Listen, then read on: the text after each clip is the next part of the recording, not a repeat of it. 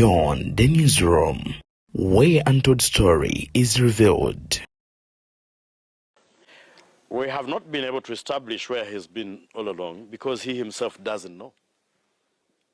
He was blindfolded, taken, and dumped to a place that he does not know, where he received more than a fair share of the beatings until he bled profusely after being hit on the head. That's when they stopped beating him.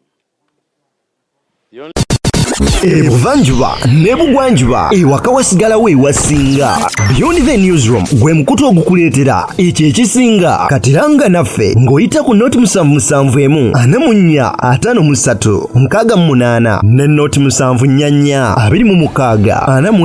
26 41 na bino bikulu tetulanga bafere tetulanga basawo ba kinnansi n'abagwa mu koowe eryo mwebale kutuwagira. Thank you. Mansakati ga gavumenti eno ng'ekyagenda maaso n'okubeera nga yeerabisa oluusi waliwo ebintu ebimu bye bakola n'ogamba nti bo bayinza okuba nga bagiyita credit kumbe ekifuuse discredit mu ngeri emu oba endala. Mbuuza lwaki okoze statement eyo. Masakati ga Honorable Namugga ng'agenda maaso n'okubeera nga alaajana ayazirana nga bw'agamba nti bannayuganda ne bwe mba nga nfudde ono yanzise era n'amenya n'amannya n'agamba nti Kasolo Daisy n'ateekako n'abalala bonna abo nga be bali mu lukwe lw'okulaba nga bamumizaawo mukka omusu. Omubaka Goreti Namugga oyo nno mwana wattu ebyali mu kalulu ewema ogulamu bimanyi bulungi era olutalo lwali lw'amaanyi nnyo Masakati ge ne Days. Wabula olunaku lwaleero Hon Muwanga Kivumbi yatwaliddwa butereevu mu kooti wali ye Butambala era ebivudde mu kooti ng'emisango egimuvunaanibwa mbu gwa kukuma mu bantu muliro bannange kiri Uganda maama nnyabo. Wabula engeri gy'aleeteddwamu mu kooti ng'alingawo omutujju oba oliawo eyasse edda abantu ono nno ku ngeri gye bamuleeseemu mwana tutefaanaganako nayokere yatta abaana waneeno mu bitundu ebimanyikiddwa nga eby'eggaba. Naye ekyewuunyisa ate era nga kye kituufu kubanga eyo y'ensi oba ye Uganda mwe tugenda mazina okuba nga tutambulira. Ab'ekitongole ekimanyikiddwa nga ekya Uganda Investments Authority bano nno mwana tu okulya enguzi bagufudde mugano era okusinziira ku kosase eno nno ekulemberwa omubaka Muwada Nkunnyingi avuddeyo n'agenda maaso n'okuba nga ayanikawo obulyako obujjudde ekitongole ekyo. Weewaawo tuli ku BTN Media Beyond the Newsroom erinnya nzadde niyaliwo okutuusako ensonga z'Ssemasonga. Nono we nkusabira n'obwombeefu obw'ekika ekya waggulu nti video sooka onyempere like bw'ogiwa like ebejja kudduka emisinde mingi etuuke ku lisa kino omwasobola okuba nga agifuna ate era mu ngeri yemu naawe atulaba era atugoberera mu bitundu by'eggwanga Uganda ebyenjawulo.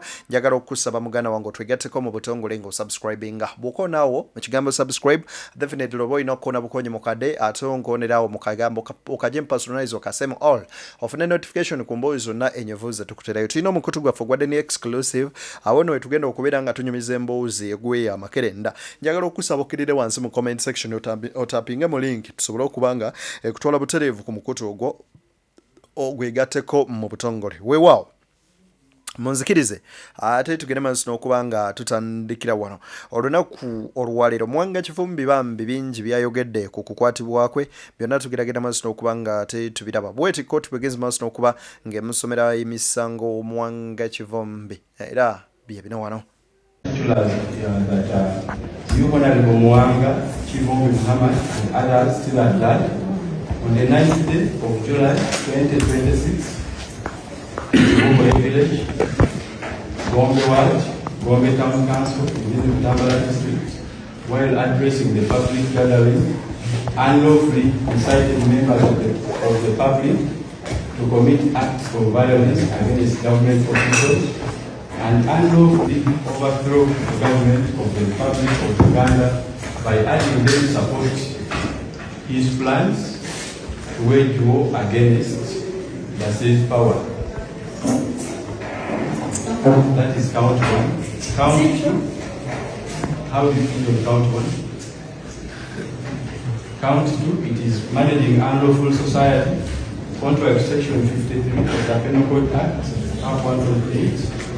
It is also alleged that you, Muwanga Kivumbi Muhammad and others still at large on the 9th day of July 2026 at Bugwe Village, Gombe Ward, Gombe Town Council within the Tambala district, managed unlawful society by organizing, encouraging, or supporting unlawful society by organizing, encouraging, or supporting members of the public to rise up against the unlawful overthrow of the government of the Republic of Uganda. How do you feel about it?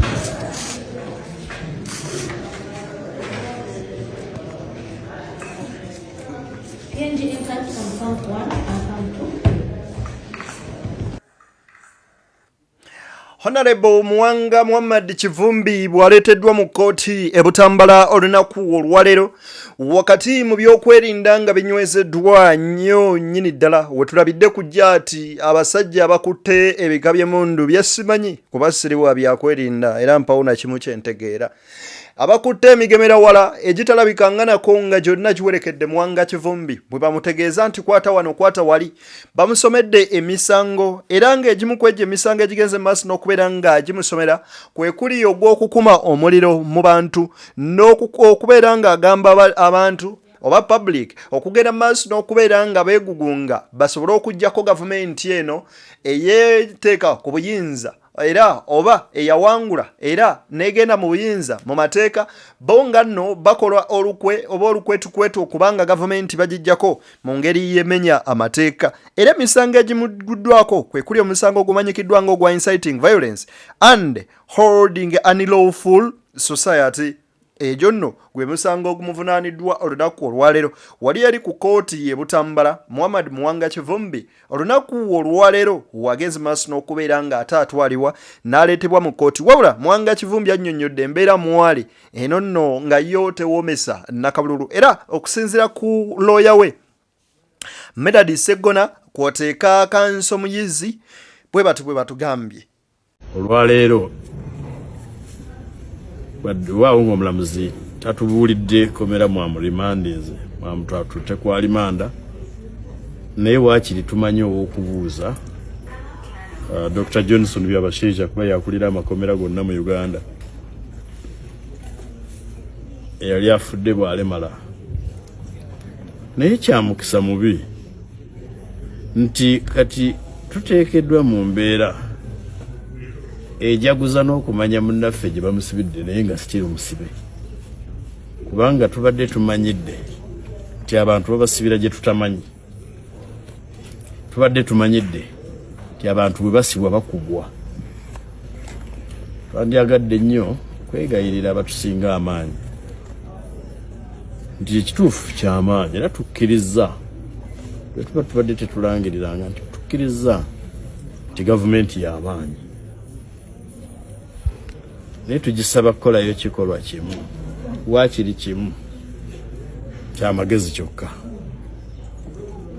tugambe nti nga bagoberera amateeka atagoberera mateeka talina ntobo kukwasisa amateeka munnaffe tumusaasira tumusabira era tujja kukola ebisoboka mu mateeka okulaba nga tumununula ebisigadde weesabire nga bwonsabira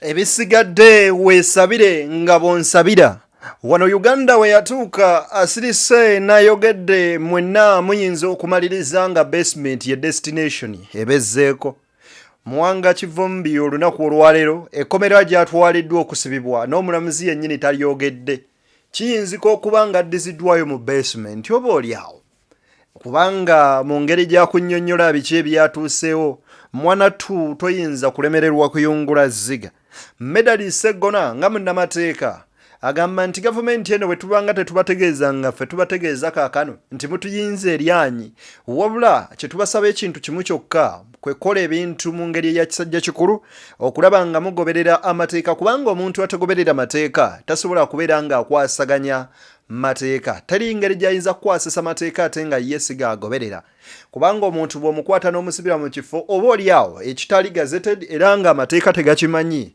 awo nno oba omenye mateeka ate tusobola leeta muntu y'omu mu mbuga z'amateeka okulaba ng'omuvunaana kuba oba wamenye dda amateeka ekibi kimu oba ebibi bibiri tebiyinza kukola kirungi kimu nedda byonna biba bibi era ebibi byogerwako nga ebibi byonna bigenze maaso n'okubeera nga happening era nga bibeerawo olunaku luno olumanyikiddwa nga olwaleero nzadde niye akuweereza njagala kuwa video eno bino ebigambo by'omubaka Namugga. Let me get it obiwulirize bulungi. Listen to these words. Mbibawaddeko mu story eri ne tubiwulirize wano mubitegeere bulungi. Bannanga okusirika tekinyamba. Leero nsaba ensonga zino ensi zitegeere bulungi ku lutalo oluli Sembabule. Era njagala okubategeeza nze singa nkeera nga nkubiddwa amasasi bano wammanga Honorable Kyeyuna Kasolo Anifa Kawoya Banjirana Faizo Seruwaji ne Dezi Byuma. Olutalo lwe Sembabule lwava okuva mu kalulu embiranye yaliwo mu kalulu mwalaba enzigwa gye twabbibwamu n'amagye ge baatuteekamu era obutemu obwo bwali buyina kukolebwa mu biseera by'akalulu. Njagala obategeeza bwe twamala akalulu mission teyaggweeraawo. Emyezi etaano egyaliwo nga tumaze akalulu basigala batadde drone mu field ne bakifeesi ne basigala nga bannoonya. Era bwe tunaku Honorable Nakimuli lwe bamuleta ku parliament nasanga Honorable Kasolo ne mugamba Honorable Kasolo waliwo embeera etambula Sembabule ey'okufuna bakifeesi bankuba amasasi nayo ogimanyiiko. Ne mugamba meeting ezimu zaatuliwako ku hoteli yo endala ne zitulibwa Bukoma Nsimbi endala ne bazitwala Erwengo eryantonde endala zibadde nga zitula waddezi. So njagala okutegeeza eggwanga olwaleero babadde balina pulaani y'emu baleese bakifeesi nga bwe mbagambye wali akamuli ewaffe ku kyalo nga bambadde obukookolo. Kaakati ne waba nkwenanga nti Honorable Namugga nsaba weegendereze wano tulina abakyamu. Tegubamalidde ne baleeta aba-SFC ne baleeta ewaffe ku kyalo ekamuli mu kalulu k'obwa chairman kengenza okulonda ng'omutuuze. Incidentally bwe nafunye information mu nyumba ezibaddawo ne mbaka ennyumba mwe neekwese mwembadde. Kaakati bwe bamaze okukola effujjo lyabwe lyonna lye bakoze nenvaamu mu kimugunyu mpolampola bakomyewo bakubya abantu emiggo ku kyalo. Era njagala obategeeza abamu ku basharpshooter baabo ababiri basuzewo omuvumu wa kansala gwe bayita Wahabu eyavaako. Gano gonna amawulire nti ate bo bennyini nga bali mu nkambi be babituwa niye ebimu tubyerabiddeko. Ekirungi amaloboozi agamu waliwo amaloboozi ge tulina nga be-exchanging bo bennyini. So nsaba okubategeeza nsaba okutegeeza eggwanga bw'abaawo ekintuuseeko embiranye eri Sembabule yeeyo ya byabufuzi. Era nnyongera okutegeeza Honorable Anifa nti bakama abo banaagenda okumanya nti gwe kizibu ky'ekibiina kyo oyawudde abantu Sembabule toyagala twogere. Wagamba NRM yawanguza ebitundu 8 ku 10 lwaki ozza okubba akalulu k'erosi. Erosi zonna bazikuwangudde mukozesa bakifeesi mukubya abantu mukoze fujje Sembabule. Nyongera okusaba government mugende Sembabule mutasa abantu be Sembabule tuludde nga twokubira enduulu mwatuuka n'okulowoozesa eggwanga nti Sembabule erabika eri mu nsi ya njawulo. So njagala okubategeeza embiranye eriwo kati Sembabule butemu. Era ajati Anifa nkubulabula nkubuulira we mbaka ekituukiddwako gw'osettinga pulaani zo tutemule Sembabule zonna. I have the evidence. So nsaba okutegeeza eggwanga nsaba okutegeeza omukulembeze w'eggwanga nti Sembabule si ya njawulo ku bitundu ebirala. Baalemererwa okukola obuvunaanyizibwa bwabwe okusikiriza abantu baagala ekibiina. Mwe mubba ssente za PDM, mwe mukwata ssente z'abakyala ne muzibba, mwe mubba ssente z'abavubuka, programu za gavumenti ezituuka mu bantu. Bwe nagezaako birondoola ntegeeza eggwanga nti zino ssente za muwa musolo buli omu alina ozifuna kati kyekyakuteeka ku bunkenke. So nkibategeeza mission y'olwaleero yonna ebadde yakuntemuliraawo naye bakifeesi era basuzeeyo mu field babiri ba sharpshooter. So nsaba eggwanga lisule nga litegedde obutemu obuli Sembabule n'embiranye eziriyo n'ebyobufuzi ebiriyo ne gundizo zemulaba saawa eno bate eziriyo za byabufuzi n'abantu butakkiriza nti ffenna tulina okuba mu kisaawe ky'ebyobufuzi. Niyo nale Anifa nkutegeeza effujjo ly'obadde okola lyonna ekirungi kati obukakafu tubulina okoze effujjo ku bantu ate bwogiranga ngodde eno weebuzaabuza weefuula omulungi ennyo otukozeeko effujjo enkwe zonna n'obulabo obuli Sembabule okupulaninga okutta banno byonna gwe obipulaninga. Okusinziira ku bigambo by'omubaka Namugga mweraliikirivu nnyo nnyini ddala eri obulamu bwe eri abasajja abadde Byuma omukyala Anifa Kawoya Kasolo Aruna minisita nga bwe bagenda maaso n'okubeera ng'ate mwana tubagala okumumizaawo omukka omusu. Naye eyo Uganda y'ensi mwe tuli era bw'etyo bwefaanana. Era oli wakugamba nti no one is safe in Uganda. Definitely owuliriza nga buwuliriza ebigambo by'abagenda mu maaso n'okuba nga akutegeeza. Kubanga munnange n'ensi kwe tuli mulimu abalabika okuba nga bo baagigula ne bagifuula yaabwe era nga balina ne garanti nti bo si baakufa wabula balina olukusa oluttaano okuggyawo bannaabwe. Kale bwe biba nno bwe bityo katubakwasa oyo guluddene eyasigala okuba nga yasalawo nti olwaleero okeesa oba tokeesa. Oluusi ayinza okunyiiga sinakindi oba okusanyuka n'akujjulula ng'ate ne gubadde oyagala okujjulula tannaba kubanga ajjulwa. Weewaawo nzikiriza ate ngene maaso n'okuba nga nkuwa ebigambo bino si bintu bya muntu mulala wabula bino ebigambo bya Muwanga Kivumbi butyo bwe bamuyisizaamu mu kkomera. Wuliriza akatambi kano.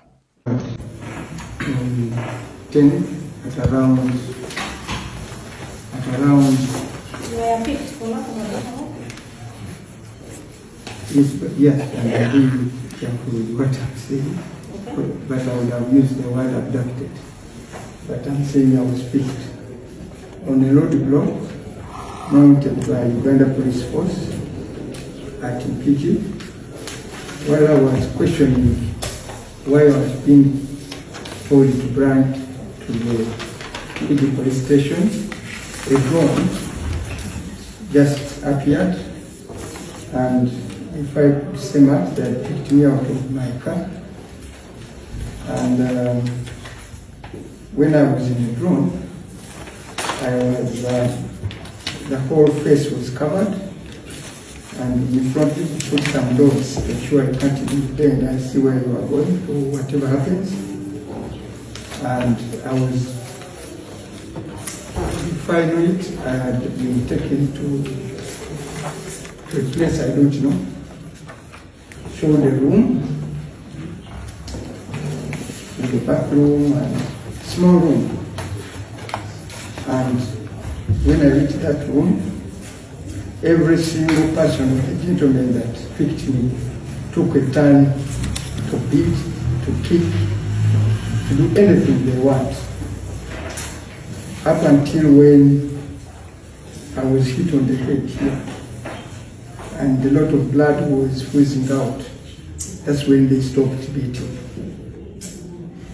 And even now, if you look at the scar on the head, I have a fear whether I don't need to be scanned to establish whether there is a damage on the scar. All my bodies, and I've been examined by the doctor and police. Immediately after that, they applied some chemical and tried to stop the bleeding, and they said the doctor will come in. The doctor never appeared until the next day, around midday.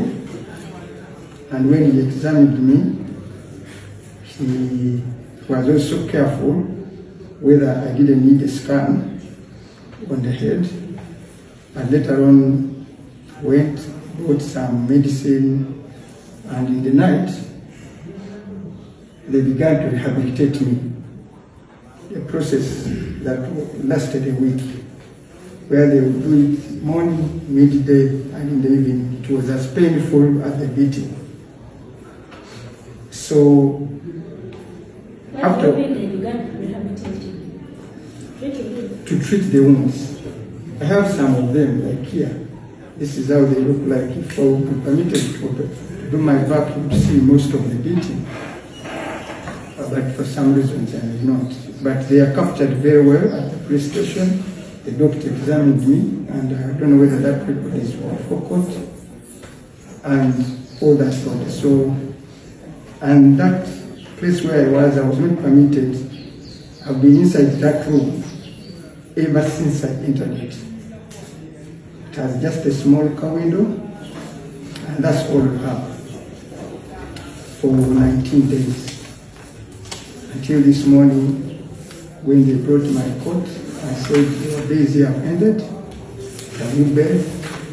And the next, like 20 minutes, I was picked, again covered with the all my face, and the final it was, by the time they removed it was towards Matete. That's when I knew I was in Kampala, and around Matete, and Matete police station, going to this place. So my prayer is that I need ebigambo by'omubaka Muwanga Kivumbi byagenda maaso n'okuba ng'ayogera kw'oteeka okukunnyonnyola engeri gy'atulugunyiziddwamu mu basement gye baamukubamu yenna okuyika omusaayi okufaananako bw'atyo n'amala olunaku lulamu watali kubeera ng'alaba yadde musawo kugenda maaso na kubeera ng'ate yamukolako. Muwanga Kivumbi yagamba nti wentuuse ku poliisi bino byonna ababikutte era ensi bw'eba yeetaaga obbiraba ejja biraba. Muwanga Kivumbi bw'omutunuulira tayagadde tulaga mubiri kuba ekituufu kiri nti ebisago ebiriko n'enkovu eziriko bitiisa era byennyamiza. Ebimu ku mikono birabika okuli agadagala ge baamuyiira n'ebintu ebirala ebifaanaganako ko bwe bityo. Bw'oba owuliriza bulungi ng'ayogera oyinza okumanya ki ekituufu omubaka Muwanga Kivumbi kyagenda maaso n'okuba nga ayitamu mu basement. Uganda eno nnyaffe Uganda wano watuukawo ddi okufaanana bw'oti. Nkusaba onzikirize nkuteere wano tusinkane nga guludde n'akkiriza tuli ku mukutu gwa BTN Media Beyond Other Newsroom. Bye bye. We have not been able to establish where he's been all along because he himself doesn't know. He was blindfolded, taken, and dumped to a place that he does not know, where he received more than a fair share of the beatings until he bled profusely after being hit on the head. That's when they stopped beating him. The only treatment he received, he says, was only to stop the bleeding and no more. When their personal doctor came, he said, I do not know what to do with the skull because I need a CT scan, which has not been done, and of course which could not be done there. So to answer your question, I answer it in the negative. We do not know where he has been. For the rest of the proceedings you are able to follow, we presented sureties within this shortest time. We were able to urge out his case to justify bail. Unfortunately, there is a misunderstanding of the law by so many people. The accused is not supposed to justify his bail because the freedom is guaranteed in the Constitution. Once he satisfies the criteria set out in the bail guidelines to demonstrate that he has a fixed place of abode, he's not a flight risk, he has no intention of interfering with witnesses, if any, that are not known to him anyway, it is the state to justify the clawback on his freedom. Unfortunately, the norm seems to be different. Some people think that the person must justify why he should be free. An innocent person is not required under the law to justify his freedom. So with all that, I think the Honorable Court, in its greatest wisdom, has adjourned the matter to 11th, basically another 2 weeks, close to 2 weeks of now quoted lawful incarceration. Very unfortunate. But even that date will come. For clarity, what is he charged with and what are the particulars according to what the state could have said? Kivumbi is charged with managing an unlawful society. I will not take you into the technical intricacies because you know the English say when your enemy is making mistakes, you do not interfere.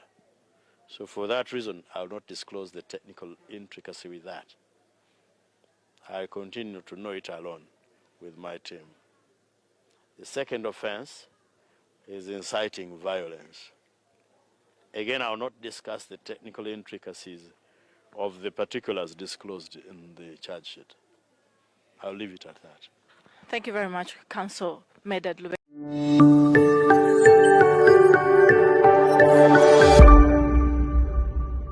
Beyond the newsroom, where untold story is revealed.